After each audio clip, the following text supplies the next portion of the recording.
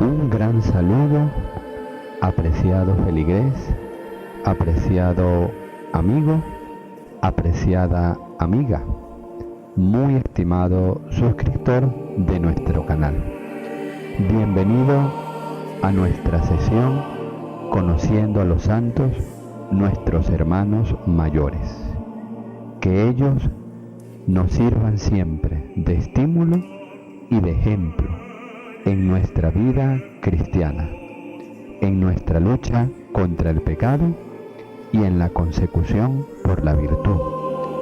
Y nosotros nos confiemos continuamente a su valiosa intercesión.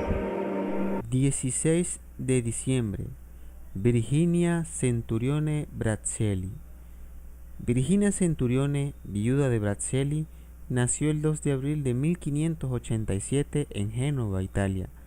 Fue hija de Jorge Centurión, dux de la República en el bienio en 1621 y 1622, y de la Leila Spinola, ambos descendientes de familias de antigua nobleza. Bautizada 2 días más tarde, recibió la primera formación religiosa y literaria de su madre y de su preceptor doméstico. Aunque ya desde su adolescencia manifestó inclinación a la vida de claustro, tuvo que aceptar la decisión de su padre, que quiso que se casaran.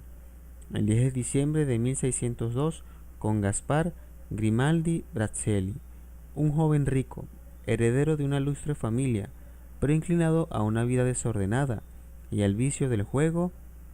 De esa unión nacieron 2 niñas, Leila e Isabel. La vida conyugal de Virginia duró poco tiempo. Gaspar Braccelli, no obstante el matrimonio y la paternidad, no abandonó su estilo de vida disipada, hasta el punto de poner en peligro su propia existencia. Virginia, con silenciosa paciencia, oración y amable atención, procuró convencer a su marido a emprender una conducta más morigerada. Desafortunadamente, Gaspar se enfermó, pero falleció cristianamente el 13 de junio de 1607 en Alejandría, asistido por su esposo, que se había trasladado allí para curarle. Al quedarse viuda con solo 20 años, Virginia hizo votos de castidad perpetua, rechazando las ocasiones de contraer segundas nupcias, tal como se lo propuso su padre, y vivió retirada en casa de su suegra, aplicándose a la educación y a la administración de los bienes de sus hijas y dedicándose a la oración y a la beneficencia. En 1610 sintió más claramente la vocación especial, a servir a Dios en sus pobres. Aunque estaba severamente controlada por su padre y sin descuidar nunca el cuidado de su familia, comenzó a trabajar en favor de los necesitados. Los atendía directamente, distribuyendo en limosnas la mitad de sus propias rentas o por medio de las instituciones benéficas de aquel tiempo. Una vez que colocó de forma conveniente a sus hijas en el matrimonio, Virginia se dedicó por completo al cuidado de los muchachos abandonados, de los ancianos y de los enfermos, y la promoción de los marginados. La guerra entre la República de Génova y el duque de Saboya, apoyado por Francia, sembrando el desempleo y el hambre, indujo a Virginia en el invierno de 1624 y 1625 a acoger en casa primero a unas 15 jóvenes abandonadas y luego a aumentar el número de los prófugos en la ciudad a todos los pobres que pudo, especialmente mujeres, proveyendo en todo a sus necesidades. Tras el fallecimiento de su suegra, en el mes de agosto de 1625, no solo comenzó a acoger a las jóvenes que llegaban espontáneamente, sino que ella misma andaba por la ciudad, sobre todo por los barrios de peor fama, en busca de las más necesitadas y que se hallaban en peligro de corrupción. Para salir al paso de la creciente miseria, dio origen a las 100 Señoras de la Misericordia, protectora de los pobres de Jesucristo, una asociación que en unión con la organización local de las 8 Señoras de la Misericordia tenía la tarea específica de verificar directamente, a través de las visitas a domicilio, las necesidades de los pobres, especialmente si se trataba de pobres de solemnidad. Al intensificar la iniciativa de la acogida de las jóvenes, sobre todo durante el tiempo de la peste y de la carestia de 1629 y 1630, Virginia se vio obligada a tomar el arriendo el convento vacío de Monte Calvario, a donde se trasladó el 14 de abril de 1631 con sus acogidas, a las que puso bajo la protección de Nuestra Señora del Refugio. 3 años después, la obra contaba ya con 3 casas en las que residían casi 300 acogidas. Por esto Virginia consideró oportuno pedir el reconocimiento oficial al Senado de la República, que lo concedió el 13 de diciembre de 1635. Las acogidas de Nuestra Señora del Refugio se convirtieron para la santa en sus hijas por excelencia, con las que compartía la comida y los vestidos, y las instruía con el catecismo y las adiestraba en el trabajo para que se ganasen el propio sustento. Proponiéndose dar a la obra una sede propia, después de haber renunciado a la adquisición de Monte Calvario, debido a su precio demasiado elevado, compró 2 casitas contiguas en la colina de Carignano, que, con la construcción de una nueva ala y de la iglesia dedicada a Nuestra Señora del Refugio, se convirtió en la casa madre de la obra.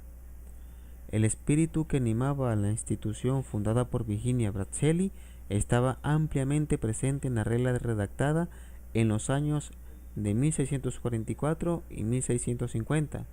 En ella se establece que todas las casas constituyen la única obra de Nuestra Señora del Refugio, bajo la dirección y administración de los protectores, laicos nobles designados por el Senado de la República.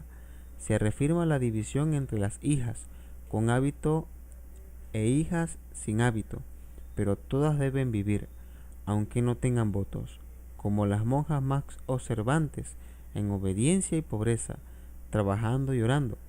Además, deben estar dispuestas a ir a prestar servicio en los hospitales públicos como si estuvieran obligadas por medio de un voto.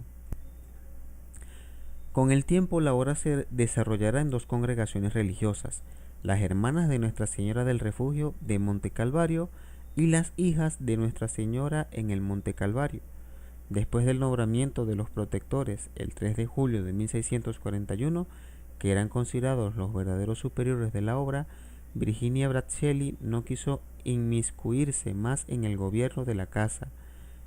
Ella estaba sometida a su querer y seguía sus disposiciones, incluso en la aceptación de cualquier joven necesitada. Virginia vivía como la última de sus hijas, dedicada al servicio de la casa. Salía mañana y tarde a mendigar para conseguir el sustento para toda la casa. Se interesaba por todas como una madre, especialmente por las enfermas, prestándolas con los servicios más humildes. Ya los años anteriores había comenzado una acción social sanadora, destinada a curar las raíces del mal y a prevenir las recaídas. A los enfermos y a los inválidos se le había de internar en centros apropiados para ellos. Los hombres útiles debían ser iniciados en el trabajo. Las mujeres debían ejercitarse en los telares y en hacer labores de corte y confesión, y los niños tenían la obligación de ir a la escuela. Al crecer las actividades y redoblarse los esfuerzos, Virginia vio disminuir a su alrededor el número de colaboradoras, sobre todo las mujeres burguesas y aristocráticas, que temían comprometer su reputación al tratar con gente corrompida y siguiendo a una guía que, aunque fuese noble y santa, aparecía un tanto temeraria en sus empresas. Abandonada por las auxiliares, desautorizada de hecho por los protectores en el gobierno de su obra, y ocupando el último lugar entre las hermanas en la casa de Carignano, mientras que su salud física se debilitaba rápidamente, Virginia parecía que encontraba nueva fuerza en la soledad moral. El 25 de marzo de 1637 consiguió que la República tomara a la Virgen María como protectora. Suplicó como insistencia ante el arzobispo de la ciudad la institución de las 40 horas, que comenzaron en Génova hacia finales de 1642, y la predicación de las misiones populares en 1643. Se interpuso para allanar las frecuentes y sanguinarias rivalidades que por motivos fútiles surgían entre las familias nobles y los caballeros.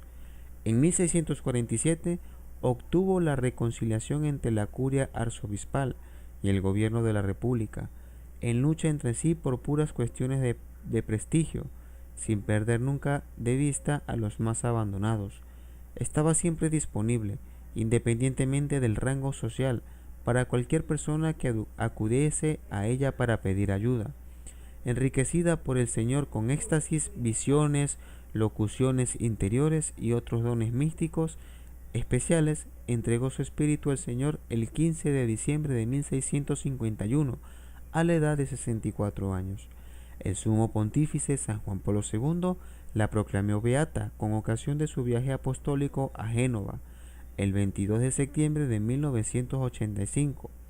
El mismo pontífice la canonizó en la Basílica Vaticana el 18 de mayo del 2003.